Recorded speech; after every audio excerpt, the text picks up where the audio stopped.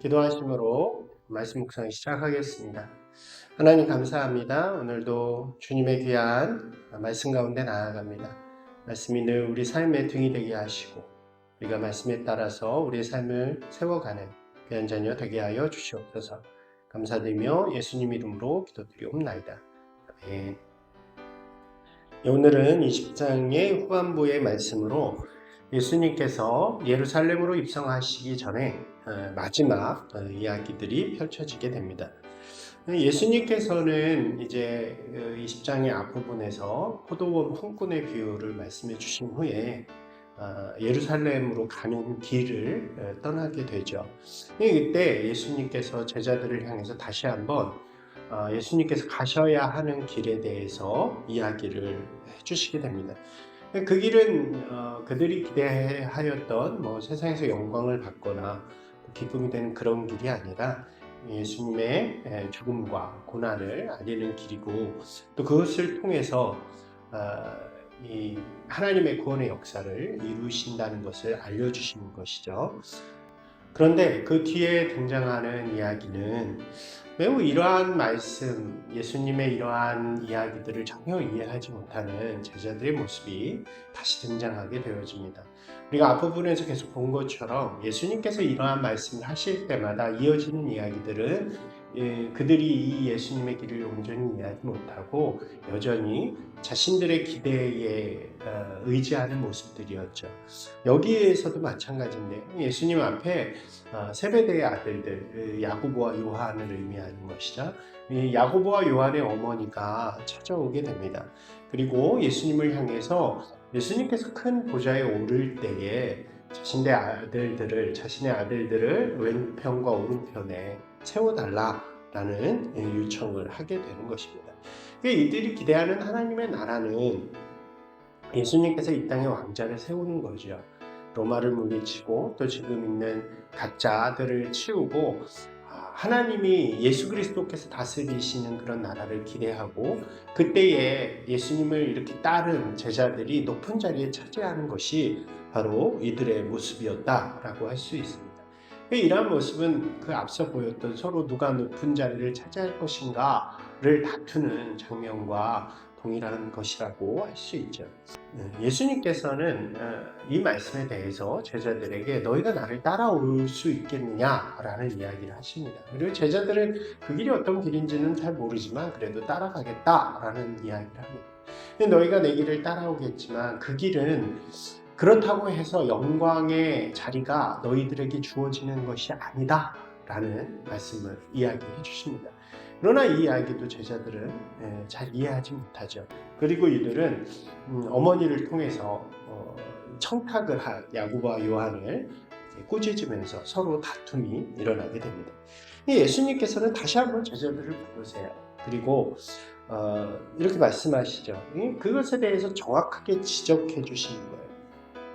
하나님의 나라는 힘과 권력으로 줄 서는 것이 절대로 아니다.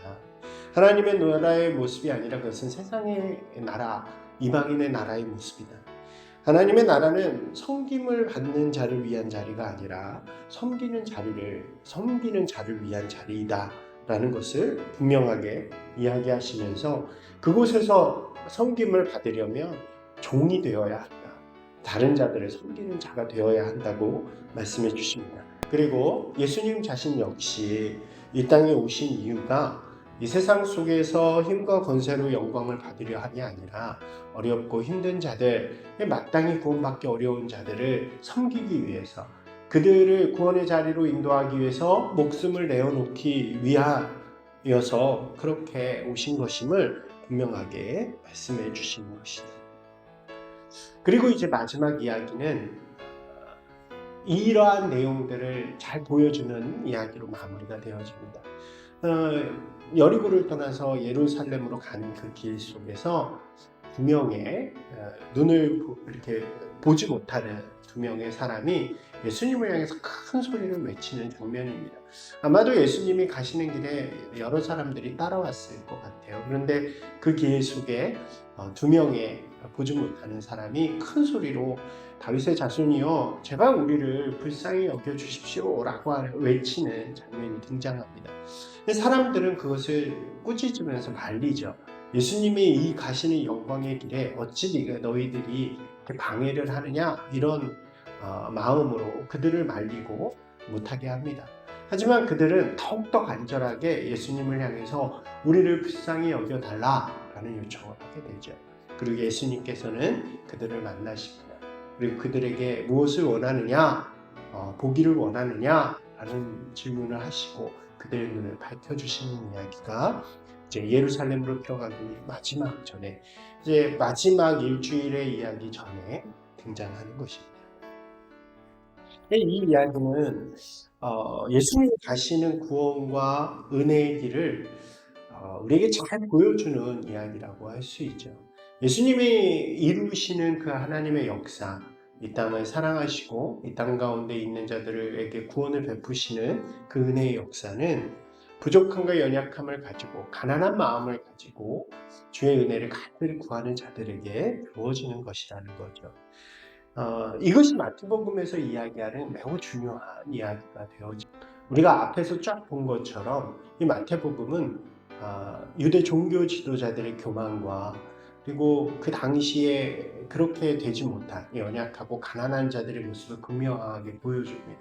그러면서 그러한 자들이 자신의 어떤 힘과 자신의 이 종교적인 열정으로 하나님의 백성이 되었다고 주장하는 자들이 아니라 지금 가난하고 어렵고 힘들고 연약한 자이지만 그 마음을 가지고 예수께 나오는 자들이 이렇게 비교되어지면서 하나님의 은혜, 예수 그리스도를 통해 주시는 은혜는 바로 이러한 자들에게 주어지는 것이라는 사실을 분명하게 보여주는 것입니다.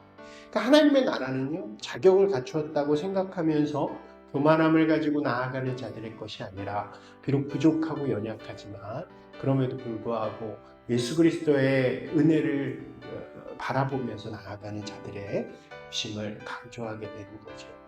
여러분, 오늘 이 말씀은 믿음으로 살아가는 오늘의 우리에게도 매우 의미 있는 것이라고 할 수 있습니다.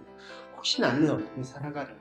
유대 종교 지도자들처럼 먼저 구원을 받고 교회에서 신앙생활을 열심히 한다는 이유로 교만함을 가지고 있지는 않은가. 그것을 가지고 하나님한테 무엇인가를 요구하는 그 신앙적인 상급을 구하는 자는 아닌가. 혹시 그렇지 못한 자들, 아직 믿음 안에 있지 않은 자들, 그리고 다른 종교나 다른 이 연약한 모습을 가진 자들을 차별하거나 비하하는 모습을 갖고 있지는 않은가. 그래서 좀 돌아보면서 오늘 우리에게 부족하고 연약한 우리를 구원하신 주님께 감사하고 또 그 은혜를 세상에 나눌 수 있는 믿음의 사람들이 되기를 주님의 이름으로 축원합니다. 오늘 귀한 말씀을 다시 읽고 기도하며 나아가기를 바랍니다.